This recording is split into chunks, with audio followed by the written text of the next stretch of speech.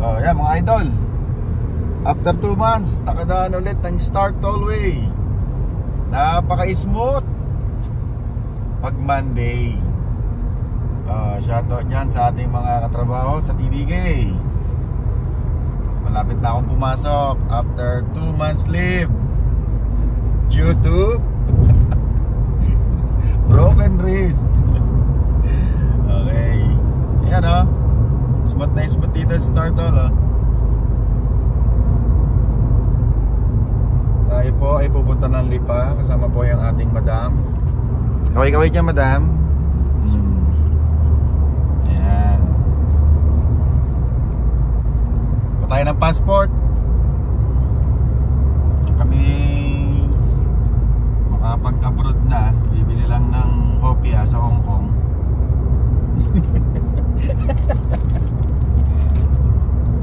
Yeah, walang traffic. Medyo ano naman, maayos naman ang daan dito hanggang Santo Tomas.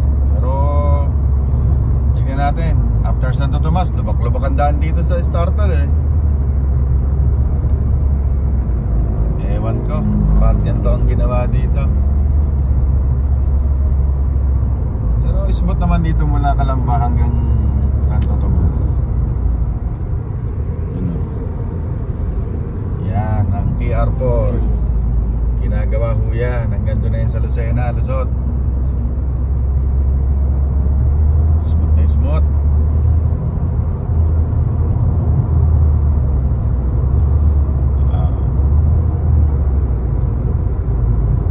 Sana laging Monday no, para walang traffic.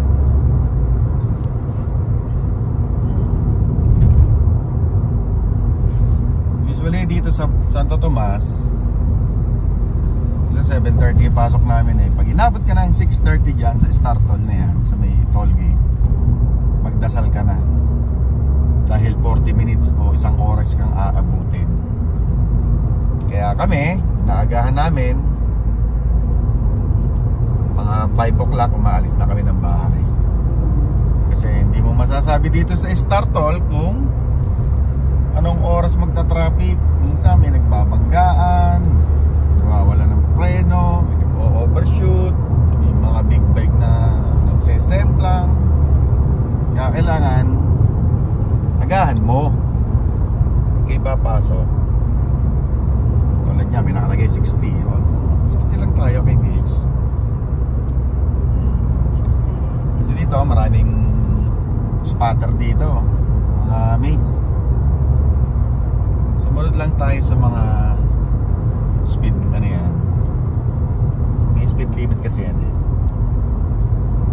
Okay, yan po yung ating Maria Makiling. Medyo makulimlim.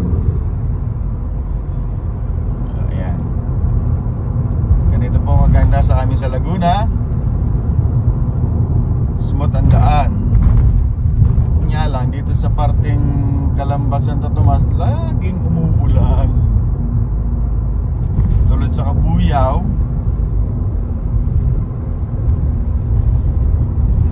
napakainit. Yan, hanggang dito na lang muna. Dadaan na tayo sa crucial na daan. Naglulubak-lubak na. Mamaya huli. Bye bye.